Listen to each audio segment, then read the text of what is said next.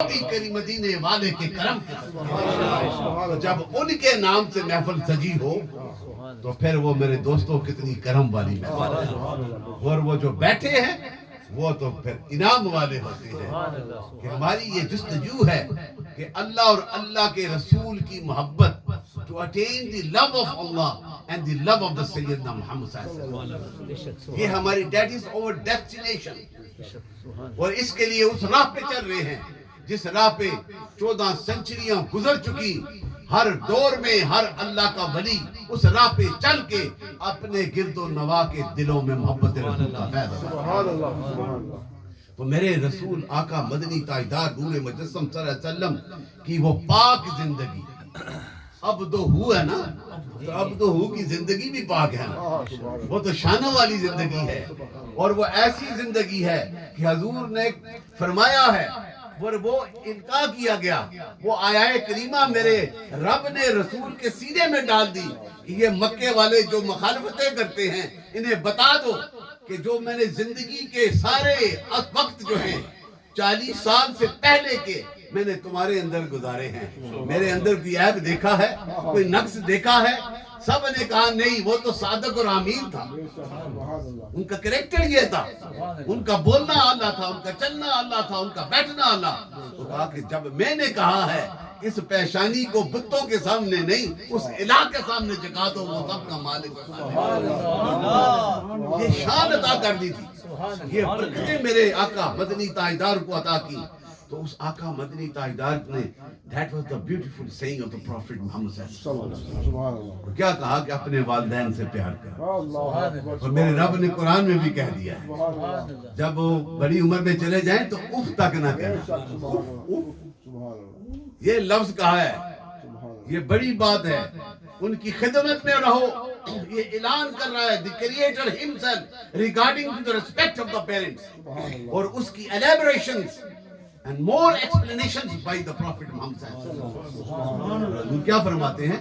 حضور آقا مدنی تاجدار والدین کے متعلق، اپنی والدہ کے متعلق کیا فرمایا؟ جب مدینہ سے آپ آئے قافلے کی صورت میں، اور جو ہے جس مقام پہ ان کی والدہ کی قبر مبارک تھی، حالانکہ راستہ دوسرا تھا لیکن اس راستے سے آئے کہ اپنی والدہ کی قبر مبارک پہ حاضری دی، اور جب حاضری دی اس مٹی کو اٹھا کے آپ روئے بھی، آپ کی آنکھوں میں نور والی آنکھوں میں آنسو تھے، اور فرمایا کہ کاش آج میری ماں زندہ ہوتی تو میں عشاء کی نماز پڑھتا اور میری ماں مجھے پکارتی تو میں نماز چھوڑ کے اس کی خدمت میں حاضر ہوتا۔ یہ تربیت میرے آقا نے دی ہے۔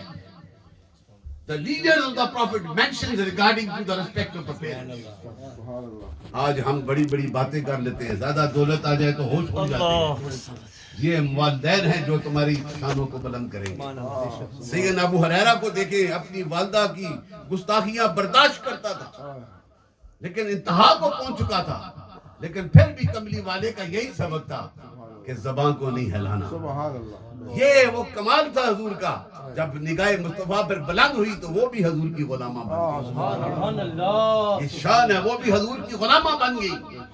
یہ that was the character of the Prophet Muhammad صلی اللہ علیہ وسلم، اور پھر ان کے در سے جو لگتا رہا وہی اعلیٰ ہوتا رہا، وہی شانوں والا ہوتا رہا۔ اور دیکھیں نا جس طرح انہوں نے تذکرہ کیا سیدنا ابو بکر صدیق، یہ سارے اعلیٰ ہیں، ہم سب کے ماننے والے ہیں، لیکن ہر ایک کا اپنا اپنا مقام ہے، اور صدیق کا وہ مقام ہے جو میرے مصطفیٰ کی نور والی زبان سے حضور نے یہ فرمایا ہے۔ ایک مائی آئی نا آپ کے پاس کسی مسئلے کے سلسلے میں حل کرانے کے لیے، اور جب وہ چلے جانے لگی تو پھر اس نے کہا یا رسول اللہ میں دور سے آتی ہوں، اگر کسی اور وقت کوئی مسئلہ پڑ جائے میں آ جاؤں اور آپ کو نہ پاؤں تو پھر میں کس کے پاس چلی جاؤں؟ میرے آقا نے کہا اگر مجھے نہ پائے تو پھر ابو بکر صدیق کے پاس چلی جانا، یہ مور لگا دی کہ ان کے پاس چلی جانا، یہ ان کی وفا تھی۔ سیدنا ابو بکر صدیق کا عشق تھا، ان کی وفا تھی کہ اس انتہا پہ کہ ہر چیز کو نبی کی دربار میں نبی کے قدموں میں قربان کر دیا۔ یہی ایک بات داتا لجویری کشف المحجوب میں لکھتے ہیں کہ سیدنا عمر فاروق بڑے جلیل القدر، بڑے دبدبے والے، ہر فیصلہ اسی وقت، وہ بھی عاشق تھا، اس کا اپنا انداز تھا. وہ قربان حضور پہ وہ بھی قربان ہے. اب ان کا اپنا فیصلہ. اور داتا رجویری لکھتے ہیں مشاہدہ اور مجاہدہ کے حوالے سے. آبزرویشنز. ایک آبزرویشن ہوتی ہے, ایک مشاہدہ ہوتا ہے, ایک مجاہدہ ہوتا ہے جو پریکٹیکلی آپ کرتے ہیں تو پھر اس منزل پہ پہنچتے ہیں. تو آپ نے اس پہ لکھا کہ وہ سیدنا ابو بکر صدیق حلیم بھی ہیں, ویری کائنڈنس, ویری پولائٹ, اور جو ہے جب وہ نماز پڑھاتے ہیں تو قرات بھی دھیمی آواز میں کرتے ہیں. کس میں؟ کم آواز میں. اور ابو سیدنا عمر فاروق کرتے ہیں تو دبدبے کے ساتھ کرتے ہیں. وہ ان کی اپنی شان تھی کہ جس راہ سے وہ گزرتا ہے شیطان بھی بھاگ جاتا ہے. یہ شان تھی. تو انہوں نے پوچھا کہ یہ کیا ماجرا؟ تو سیدنا ابو بکر نے کہا میں دھیمی آواز میں پڑھتا ہوں, میں جس کا ذکر کرتا ہوں اسے دیکھتا بھی, اس کے جلووں کو بھی دیکھتا ہوں, اس لیے میں عاجز ہو جاتا ہوں. اور عمر کا یہ مقام ہے, داتا حجویری فرماتے ہیں وہ بلند آواز سے اس لیے پڑھتا ہے کہ وہ مجاہدے کی منزل میں ہے, ابو بکر مشاہدے کی منزل میں. وہ دیکھتا ہے, وہ عمل کر کے اس مقام پہ نشانے ہیں.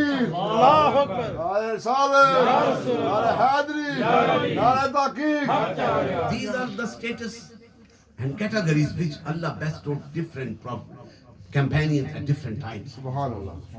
یہ شانیں عطا کی تھی. تو اسی کے ساتھ دیکھیں آگے پھر یہ سلسلہ نقشبندیہ کا فیض, بزرگان دین کی محبتیں. ہر ولی نے اپنے والدین سے پیار کیا. پیچھے تاریخیں اٹھا کر دیکھیں, ہر ولی نے. میں ایک یا دو کا تذکرہ کروں گا آپ کے سامنے کہ کس طرح انہوں نے ولایت کا وہ فیض حاصل کر لیا, کس طرح وہ شانیں حاصل کر لی. کہ یہ حضور نے فرمایا نا کہ اگر میری والدہ مجھے بلاتی تو میں نماز کو چھوڑ کے آ جاتا. یہ شان ہے نا.